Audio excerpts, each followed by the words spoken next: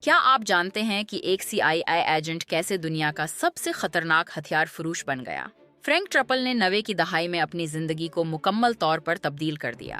پہلے وہ امریکی انٹیلیجنس کا قابل اعتماد رکن تھا، لیکن پھر اس نے اپنا کھیل ہی بدل دیا۔ اس نے یوگنڈا کے عامر ایدی امین کو ہتھیار فراہم کیے، لیبیا کے قذافی کے لیے دہشت گردوں کو تربیت دی اور قتل کے آلات بیچے۔ اس کا جرمی سلطنت کئی براعظموں میں پھیلا ہوا تھا۔